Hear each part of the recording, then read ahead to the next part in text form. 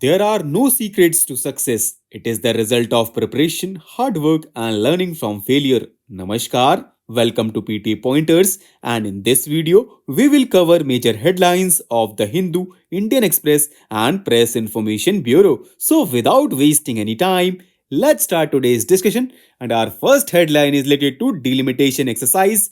Now, what is delimitation? So, friends, it is the act of redrawing boundaries of Lok Sabha and state assembly seats to represent changes in population. It also includes determining the seats to be reserved for scheduled caste and scheduled tribes in these houses. Article 82 and 170 of the Constitution provide that the number of seats in Lok Sabha and state legislative assemblies, as well as its division into territorial constituencies, shall be readjusted after each census. The main objective of delimitation is to provide equal representation to equal segments of a population. And do you know, friends, delimitation is carried out by an independent delimitation commission which is appointed by the President of India, and it works in collaboration with the Election Commission of India. Our next headline is related to appointment of election commissioner, and it is in the news because Prime Minister headed committee will meet today to select new election commissioner. And do you know, friends, Parliament has passed the Chief Election Commissioner and other election commissioners appointment condition of service and term of office bill 2023 in December,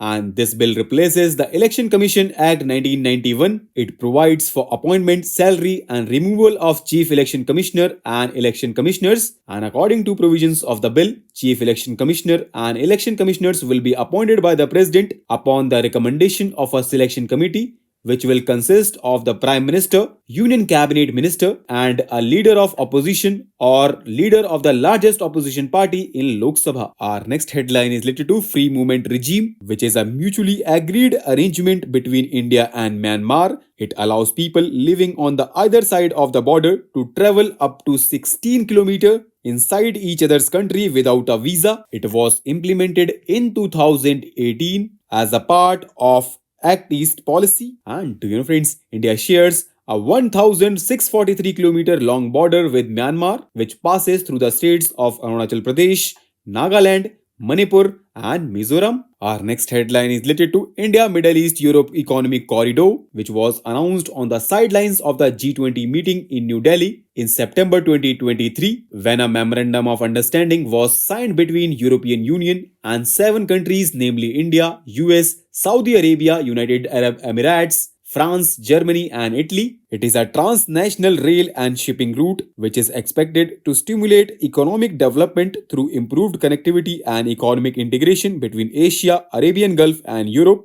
It will include 2 separate corridors, and these are the East Corridor connecting India to Arabian Gulf and Northern Corridor connecting the Arabian Gulf to Europe. It aims to connect 2 continents, Asia and Europe, with commercial hubs and facilitate development and export of clean energy, support existing trade, and strengthen food security and supply chains. Our next headline is related to atmospheric river, which is bringing heavy rain to California. Atmospheric rivers are large and are narrow sections of Earth's atmosphere that carry moisture from Earth's tropics near the equator to the poles. On average, the Earth has 4 to 5 active atmospheric rivers at any time, and they carry massive amounts of moisture, and they are also an important part of Earth's climate. They are responsible for 90% of movement of moisture from the tropics towards the poles. This means atmospheric rivers are major factor in formation of clouds, therefore have a significant influence on the air temperatures, sea ice, and other components of the climate. Our next headline is related to indigenous CAR T cell therapy, which is now available for commercial use. And in this article, we have to know about NextCar 19, which is a CAR T cell therapy, and commercial use of this therapy was approved by the Central Drugs Standard Control Organization in October 2023, and currently NextCar 19 is available in over 30 hospitals in more than 10 cities in India. Now let's know more about CAR T cell therapy. So friends, this therapy represents a quantum leap in the sophistication of cancer treatment, unlike chemotherapy or immunotherapy, which require mass-produced injectable or oral medication. CAR T cell therapies use patients' own cell,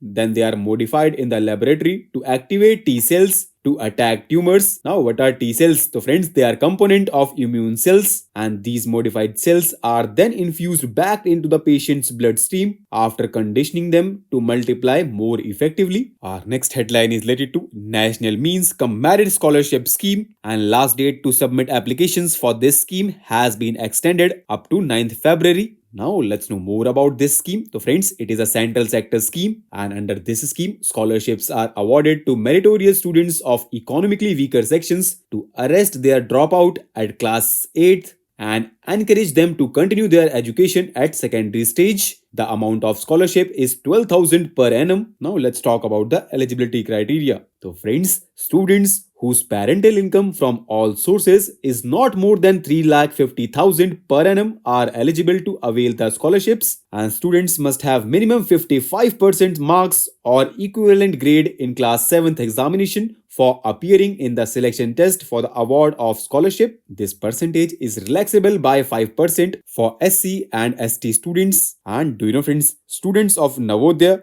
Kendriya Vidyalaya and residential schools are not entitled for the scholarship. Our next and last headline is related to Operation Green Scheme, which is a central sector scheme, and it is being implemented by Ministry of Food Processing Industries under Pradhan Mantri Kisan Sampada Yojana since 2018-19 with the objective of enhancing the value realization of farmers and minimizing post-harvest losses. It has been extended from tomato, onion, and potato to all fruits and vegetables. So, with this, let's conclude our today's discussion. Thanks for listening, and for regular updates, you can follow us on various social media platforms.